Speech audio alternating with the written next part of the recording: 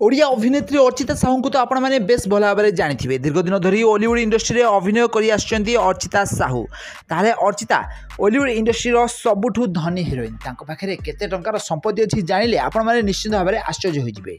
तो या विषय संपूर्ण विवरणी पाइक गले भिडियोटी पूरा शेष जाए देखूँ। तो आपण मैंने जानी अर्चिता और सब्यसाची दुहे परस्पर को शूटिंग सेट्रु भल पाई विवाह बंधन बांधि होइछन्ति। अर्चिता 2005 मसीह ही मात्र 17 वर्ष बयस बॉलीवुड इंडस्ट्री में निजर अभिनय क्यारियर आरंभ करछन्ति। निज क्यारियर मध्य ए पर्यंत से प्राय 100 रु अधिक ओडिया सिनेमा अभिनय करछन्ति। ओडिया सिनेमा छड़ा बंगाला तेलुगु तमिल फिल्म रे भी मध्य अर्चितांकर अभिनय देखा मिली। ताहले अर्चिता वर्तमान समय गोटे सिनेमा अभिनय करने प्राय 20 लाख टंका नेउछन्ति।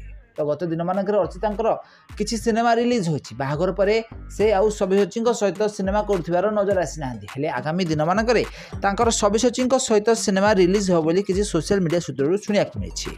ताले अर्चिता साहू पाखे जदि आमे टोटाल संपत्ति देखिबा ताले तांको पाखरे प्राय 50 कोटी रु 100 कोटी मध्य टंका रहिछि।